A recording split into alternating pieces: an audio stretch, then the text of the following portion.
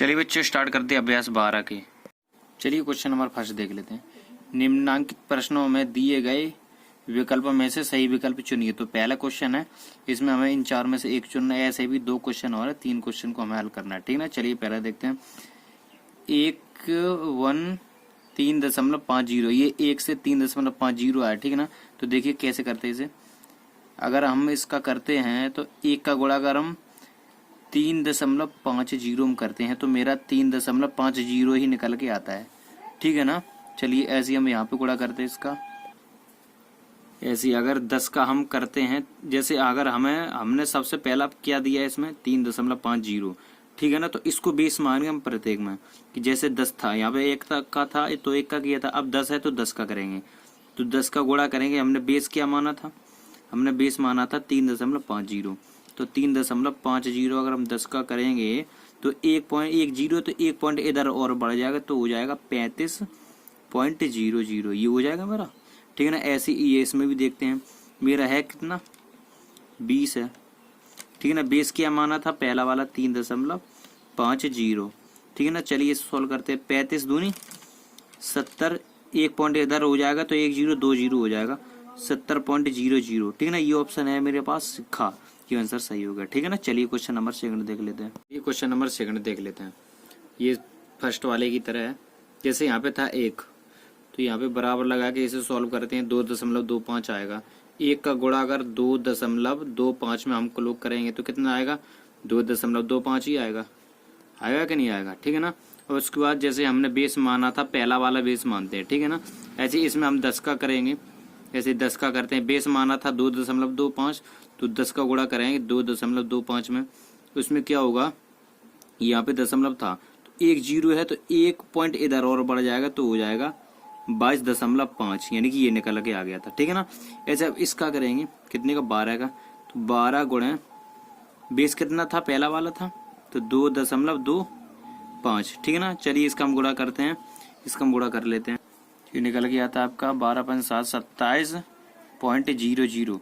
तो इसमें मेरा ऑप्शन निकल के आता है आपका 27 गा, ये वाला मेरा ठीक है ना बच्चों। चलिए क्वेश्चन नंबर 3 देख लेते हैं।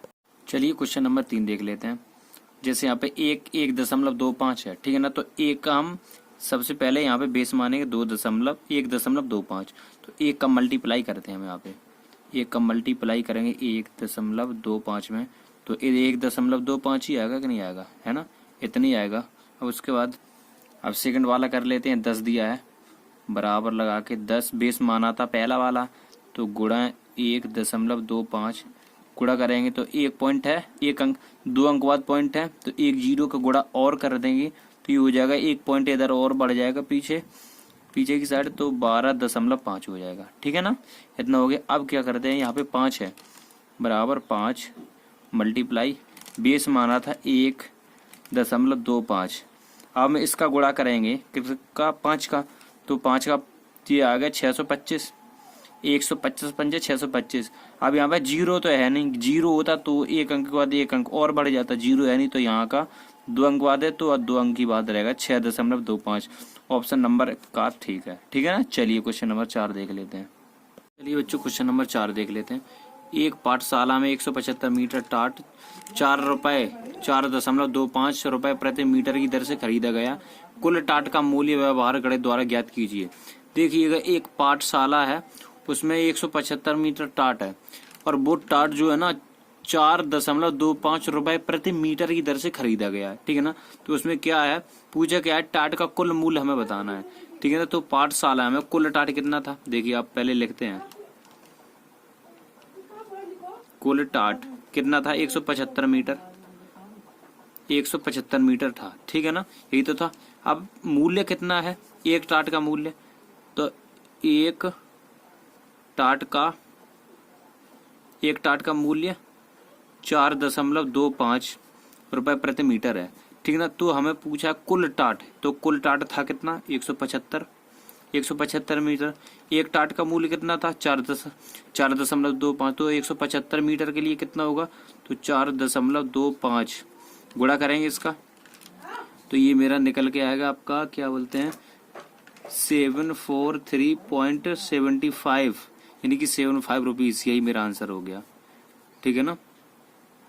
चलिए फिर समझिएगा, देखिए कुल टाट कितना था मेरे पास 175 मीटर, एक टाट का मूल्य था 4.25, तो 175 मीटर के लिए कितना होगा 743.75 रुपए। जैसे 1 किलो चीनी का मूल्य, एक एग्जांपल लेते हैं, 1 किलो चीनी का मूल्य 5 रुपए, तो 4 किलो चीनी का मूल्य 4 पंचे 20 रुपए हुआ। ऐसे एक कुल टाट 175 मीटर का, एक टाट का मूल्य 4.25, तो 175 का होगा 743.75 रुपए। ठीक है ना। चलिए क्वेश्चन नंबर 5 देखते हैं।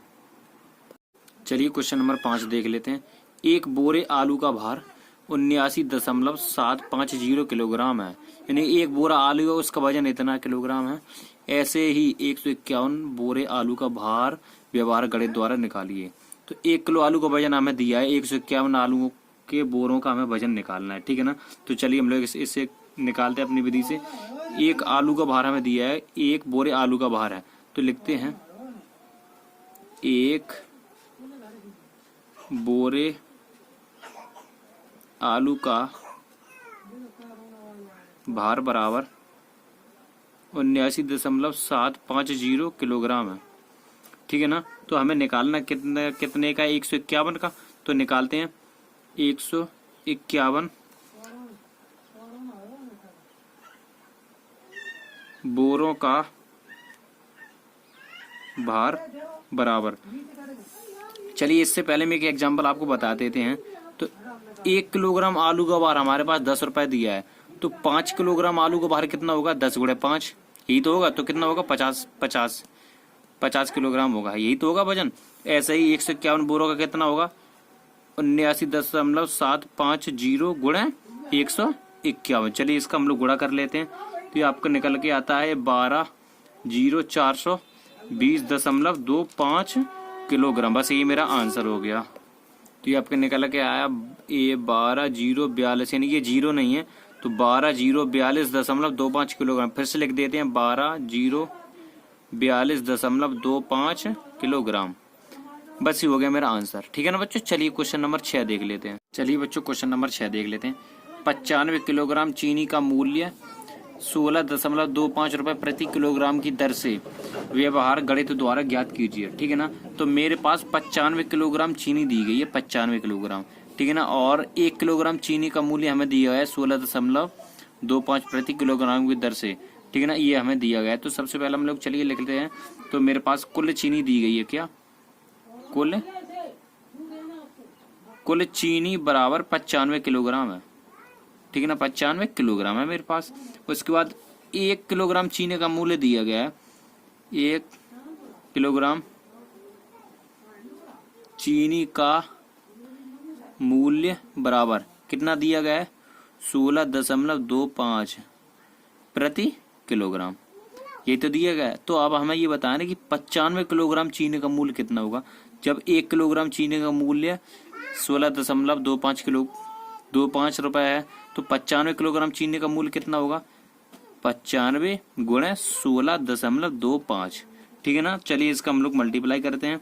इसका मल्टीप्लाई करेंगे तो हमारा निकल के आएगा 1543.75 रुपए। भाई यही हो गया मेरा आंसर। ठीक है ना बच्चों। चलिए क्वेश्चन नंबर 7 देख लेते हैं। चलिए क्वेश्चन नंबर 7 देख लेते हैं। एक कार 1 लीटर पेट्रोल में 16.50 किलोमीटर का औसत देती है।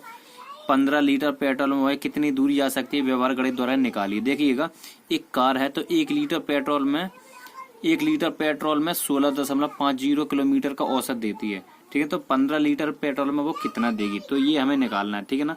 तो चलिए हम लोग निकालते हैं। तो लिखते हैं 1 लीटर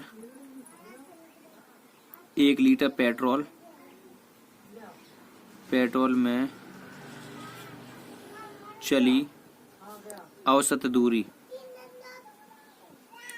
दूरी कितनी चली थी 16.50। ठीक है ना, किलोमीटर चली थी। अब हमें क्या निकालना है, अब हमें देखिएगा तो ऐसे हमें आगे तो देखिएगा कितना दिया 15 लीटर पेट्रोल में कितनी दूरी चलेगी। तो लिखते हैं 15 लीटर पेट्रोल में चली दूरी बराबर 1 लीटर में इतनी चलती है, तो 15 लीटर में कितनी चलेगी, तो 16.50 गुणे 15।